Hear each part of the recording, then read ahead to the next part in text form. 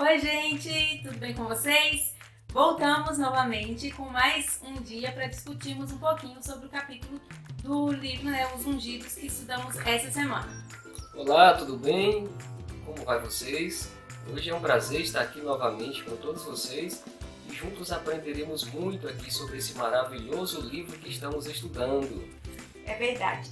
Essa semana nós estudamos o capítulo 7. E o título do capítulo é De Volta à Idolatria. Se é de volta é porque já teve idolatria antes, né? Tá voltando aos maus costumes aí. E é um capítulo um pouco triste, mas que traz muitas reflexões pra gente. E o que a gente pode absorver desse capítulo? O que chama mais atenção? O que o capítulo quer trazer pra gente como aprendizado?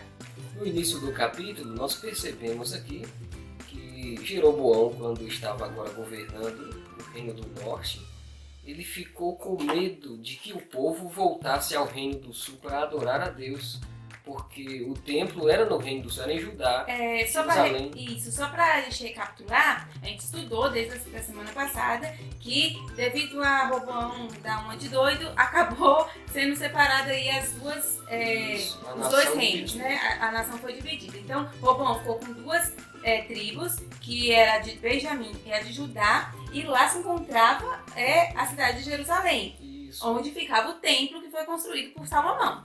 E aí as outras 10 tribos foram governadas agora por Jeroboão. E aí o que acontece? Como o templo ficava em Jerusalém, o pessoal estava indo, todos os sábados, todas as festas religiosas, estava indo para Jerusalém para adorar a Deus. E aí? Todo ano, todas as festas que aconteciam em Jerusalém, o povo vinha de todas as tribos adorar a Deus e participar das festas.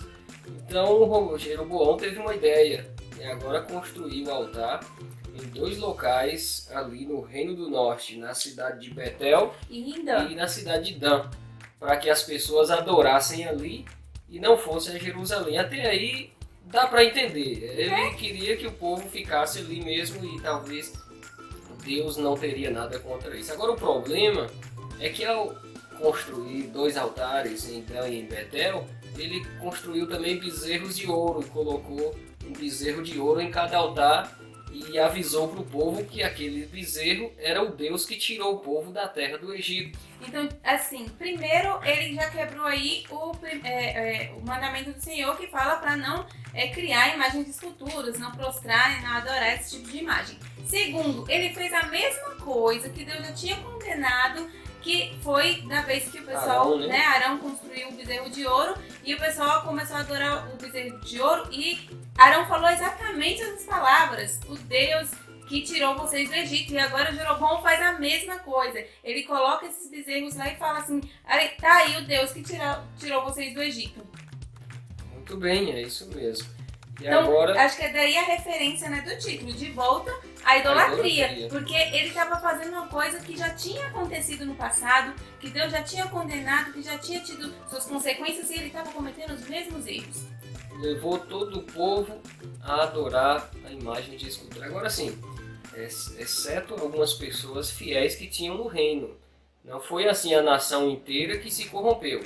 Existiam pessoas sinceras a Deus, fiéis, que quando percebeu essa atitude dele, ficou espantados. Não, isso está errado.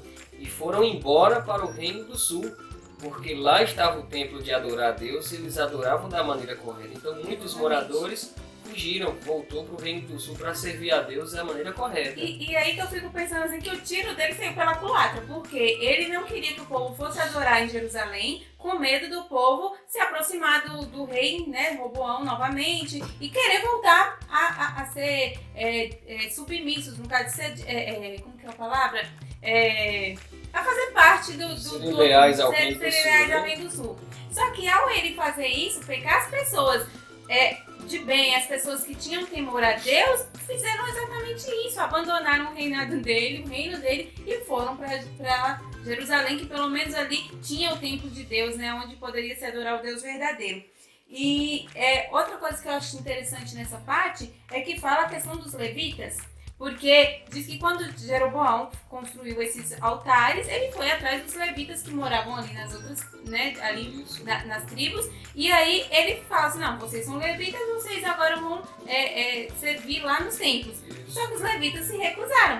E aí o que ele Percebeu fez? tá tudo errado, tudo né? Não é errado. assim que funcionam as coisas, né? E agora eles rejeitaram a servir ao bezerro de ouro, todos os levitas e sacerdotes ali. Então o que ele fez? Ele mesmo nomeou pessoas que não conheciam nada sobre os rituais religiosos.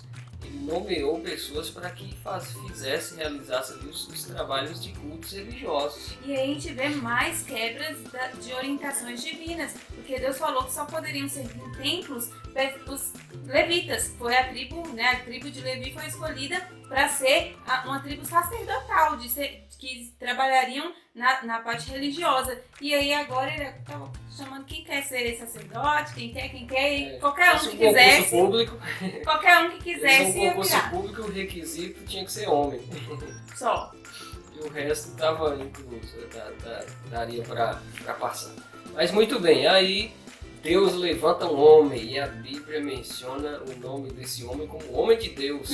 No caso, não menciona o nome. Só fala assim, no dia que Jeroboão foi lá fazer o primeiro, como fala, Culto lá, o primeiro reverencial. culto, lá onde ele construiu, ele estava lá se preparando para fazer o ritual e aí chega um homem. Homem de Deus. Um homem de Deus, ninguém sabe o nome. Só sabe que ele veio de Judá. Fala que ele veio lá de Judá. Onde a doutrina ainda estava sendo pregada da maneira correta. Tinha lá também, a gente viu que tinha na apostasia. Estava se corrompendo, mas o culto verdadeiro ali no templo permaneceu, né? E aí, o que aconteceu? O homem de Deus trouxe uma mensagem para Jeroboão e falou para ele que Deus iria levantar um cara chamado Josias. Olha só. Chamou pelo nome. Olha só, o cara nem tinha nascido, ainda ia nascer no futuro. Deus falou para ele, ó, vai nascer um cara aí chamado Josias, que ele vai descer, como diz o ditado, não é? Vai descer a lenha de todo mundo aí. Tudo que está errado, ele vai vir para consertar. Então, há ali uma profecia de Deus falando que o reinado de Jeroboão ia ter um fim e que ele ia ser cúmplice, ia pagar pelos pecados que ele estava pecando e levando o povo a pecar. Exatamente. E aí, pra gente agilizar, para o vídeo não ficar tão grande, esse homem de Deus fez essa profecia. Aí, além dessa, ele ainda falou assim, ó, e para provar que Deus me enviou de verdade aqui, esse templo aqui vai ser quebrado, vai ser destruído e vai virar só cinza e não sei o que. E aí Jeroboão ficou com raiva, ficou chateado, apontou o dedo pro mundo e falou assim, ó, prendam esse homem aí. O braço ficou duro, né? Ficou com o braço duro, não conseguiu movimentar o braço. E aí depois ele ficou meio apavorado, pediu pro homem de Deus orar por ele. O homem de Deus, que é um homem de Deus, né? Foi lá e orou pro cara. Sabe o que eu achei mais... O cara voltou o braço a ficar normal. Mas sabe o que eu achei mais assim estranho? Porque Jeroboão era do povo de Deus e tudo. E aí ele fala assim, ó, peça para o seu Deus. Ele não fala assim, peça para Deus ou peça para o nosso Deus. Não, como se Deus... Não fosse o Deus dele não fosse mais, o Deus né? dele, ele tinha realmente rejeitado a Deus. E ele pede pro seu Deus orar. Aí ele orou, o braço voltou ao normal e ele não aprendeu a lição, ele continuou duro.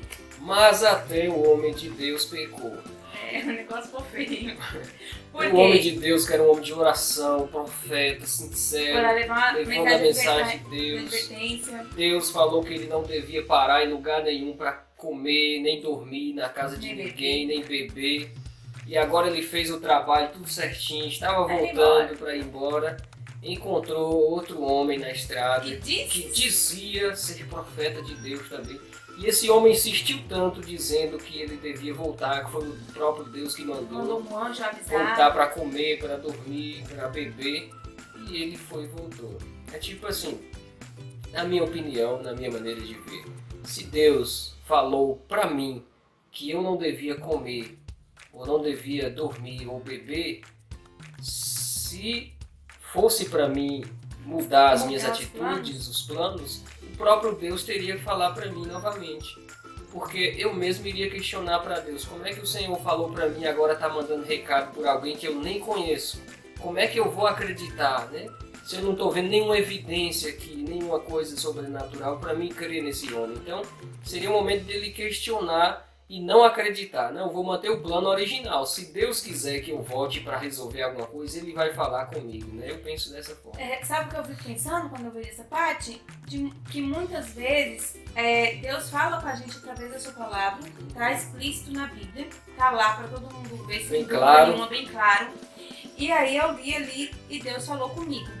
Só que aí vem um irmão da igreja, ou um pastor, ou qualquer pessoa, um colega, um amigo, um colega da faculdade, qualquer pessoa chega pra você e explica de toda uma forma que aquilo ali não vale mais, que mudou, que não é desse jeito mais, que não precisa isso, que não precisa aquilo, que Deus quer o nosso coração, que Deus não vê aquela coisa, antigo, que não vale mais nada e tal, hoje. as coisas mudaram, não sei o quê. E aí eu vou acreditar nessa pessoa ao invés de acreditar no assim diz o Senhor. Quem já revelou para nós a vontade dele, né? A vontade de Deus está revelada através da sua palavra, da Bíblia. Então não precisa a gente ficar pedindo opinião de outras pessoas e, principalmente, se Deus fala algo na sua palavra e outra pessoa fala o contrário, não vá por aí. Porque o que vale pra gente, o que deve valer pra gente é a palavra de Deus.